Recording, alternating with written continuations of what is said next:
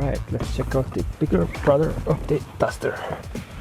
So yeah, as you know, this is the newest Dacia model, the Bigster, and it's pretty much the same car as the Duster, but it's a little bit bigger, hence the name, I suppose.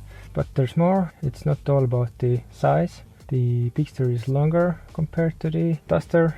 Most of the additional length goes to the cargo area actually, and also the wheelbase is a little bit longer compared to the Duster. Width is exactly the same, and Bigster is also a little bit taller. But there's more. It's not all about the size. Dacia is actually calling the Bigster the flagship of Dacia brand, because there are a lot of luxury features, and they're quite right, because this is definitely more grown up compared to the Duster. So yeah, according to the spec-proof tradition, we're starting from the rear passenger area. The front seat is at my POV driving position. I'm 186 centimeters tall, so the front seat is actually a little bit further from the steering wheel than usual. I have plenty of room here, and I'm especially surprised because of the headroom.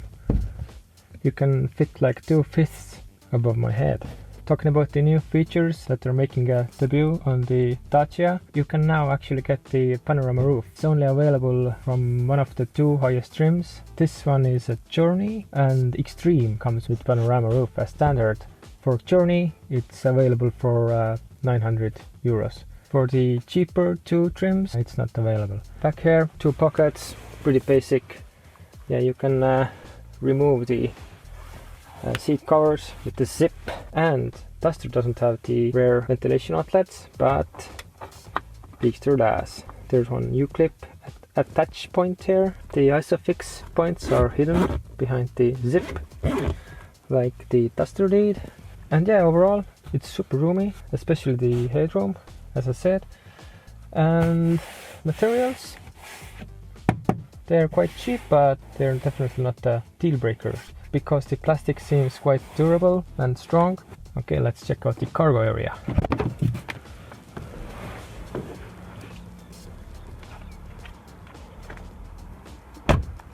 Alright, so another debut for the Dacia brand. Bigster comes with the electric tailgate, and that's a really big thing. So yeah, I think if you have the electric tailgate and a panorama roof, at least in Dacia world, you can really call it a flagship. And yeah, overall the cargo area looks more serious compared to the Duster. Duster's cargo area was rather cheap looking. Only thing that looks a little bit cheap is this jack here.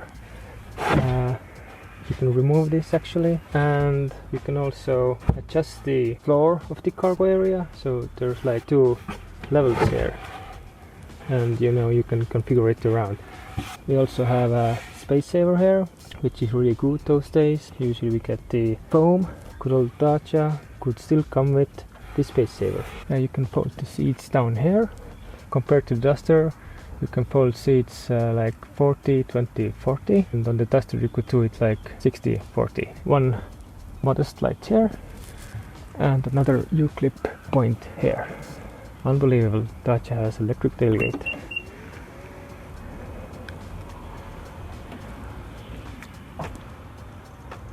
I really love those door handles, and the door sound is still really good, especially for the price point. Yeah, these rims are the largest, the 19-inch ones, and for the standard models they are 17-inch.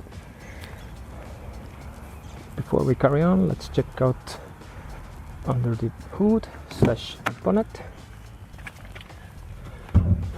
So yeah, this model is the hybrid. There is no diesel available anymore. Even engines wise, there are some differences compared to the Duster. For example, hybrid version of Duster comes with 1.6 liter combustion engine, but for the Bigster we have the 1.8 liter unit. It's mildly more powerful. Maybe they figured that larger car needs larger engine. They also ditched the 1 liter, which is available for the Duster, but isn't available for the Bigster. And 1.2 liter inline threes are also slightly powerful for the Bigster. If I'm correct, the Bigster has 6 or 7 kilowatts more on the 1.2 liter units. Only engine that has exactly copied from the Duster is the one you can get for the 4x4.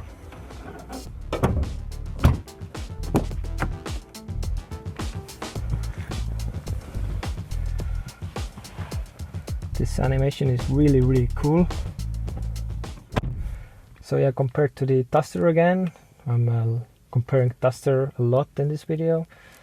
Yeah, the instrument cluster for the Bigster, for the top two trims there are 10-inch units. For the Duster it had like 7-inch for the 3 highest trims, and the base Duster came with the analog. You can really see it really looks more upmarket. It has a really high resolution. For the Duster, if you remember, it had those sidebars that looked kind of cool, but you know, they looked kind of cheap. Not the case for the Bigster. If you want your Duster or Bigster with the automatic, you have to choose the hybrid version. And the hybrid also means it has this raised center console area. I've heard that this is really deep. And you can also adjust the temperature here. Yeah, there's a knob you can twist. And furthermore, compared to the Duster, the Bigster has 2-zone automatic climate system. The 2 cheaper trims come with the mechanical climate unit. And it also has the blind spot monitoring. And yeah, one thing I forgot, also another debut for the Dacia brand. The Bigster has adaptive cruise control, which is my favorite feature of all time. And you can only get it for the hybrid version. So yeah, it needs that automatic gearbox, which is really bit weird because I have driven the GR Yaris, which had a manual, and it also had the adaptive cruise.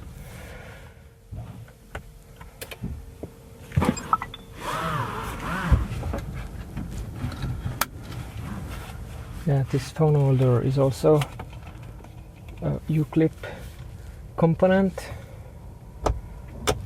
and this gear lever feels really high quality. Let's roll.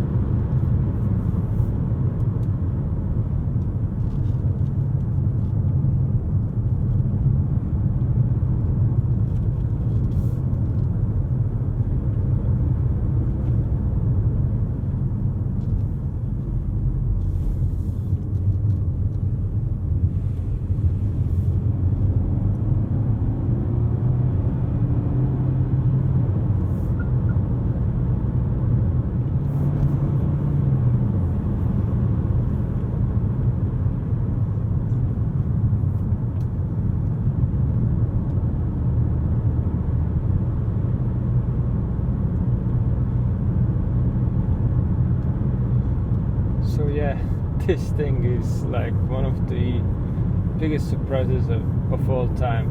I mean, this Dacia's larger hybrid, which is front wheel drive, is actually super fun to drive, and I have to say it's rather confidence inspiring. So yeah, I really love the steering. It's rather direct, it has good enough feedback, and yeah, the best part is the body roll. I would never expect that, like this a vehicle in this price bracket would have such a nice body control. Yeah, I'm like truly amazed. They don't have to do it. I mean, why is it so fun to drive? Yeah, and I forgot to say that the gear lever is in the B position, which helps quite a lot in the curvy roads. Also, the accelerator pedal is quite linear, predictable. It tries to be smooth as possible, and I don't have any complaints to the brake pedal neither, because yeah, I'm using the B function a lot. Alright, let's attempt the acceleration. There is no sport mode, there's only the eco mode.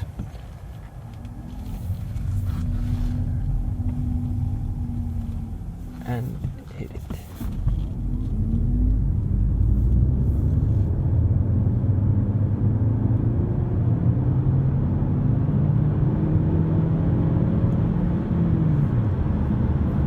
Yeah, it's rather smooth, well controlled. There's like no drama. Car kind of knows you want to go fast, you want to accelerate, so there's like no lurching or no hesitation from the gearbox. Yeah, it's like nothing special, but still it's like nice and gentle.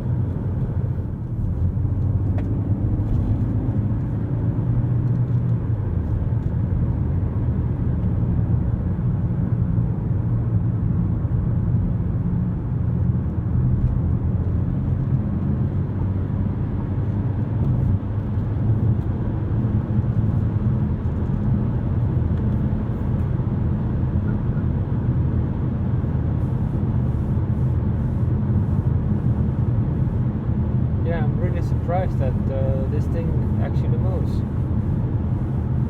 despite having 115 kilowatts, whatever it is. I think it's like under 160, something like that. I would say that it has like around 200 horsepower, 147 kilowatts. But yeah, it's like really effortless and rather quiet. I'm talking about the powertrain wise, and it really wants to work in electric mode. Also, gearbox super good. It's not the classic automatic. It's not the CVT. It's some Renault's own invention.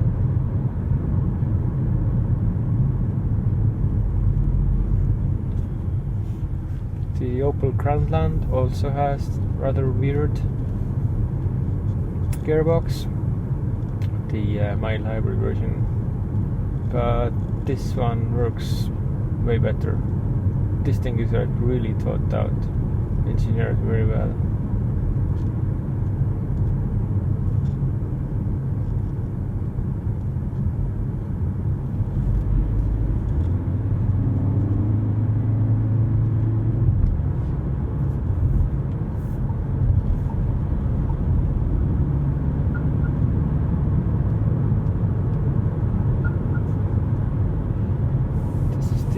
Speed warming chime, but I'm not that bothered about it.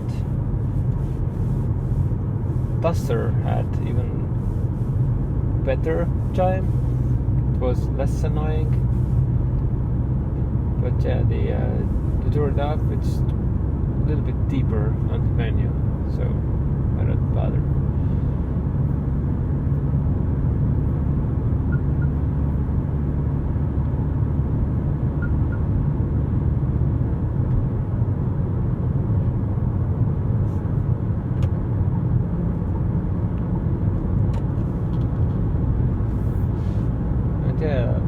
Compared to the Duster, this thing also has acoustic windshield, which supposedly keeps the noise levels more down. So yeah, I would say that it is definitely quieter than the Duster, but still there is plenty of wind noise. But for this price bracket, it's very good. So yeah, you could really do a long miles here.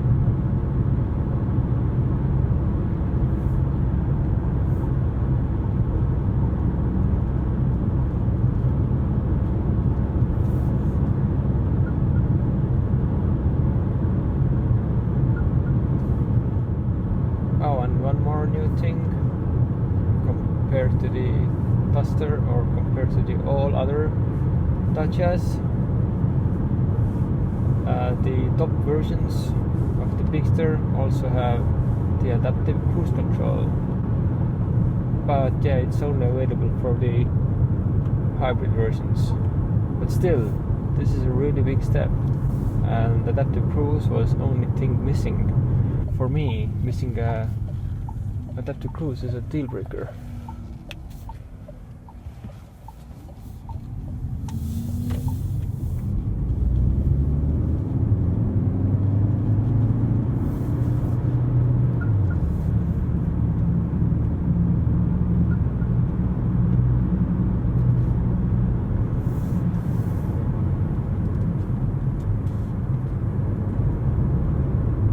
Yeah, to be honest, this thing is really enjoyable to drive, even on like some little bit curvy roads. I really love this steering system. Steering wheel is quite light, which I prefer, but there is steering feel and there is some feedback. And yeah, it's like relatively large vehicle compared to the Duster at least, and it's quite high vehicle, but yeah, it handles corners perfectly, and the body roll is really minimum.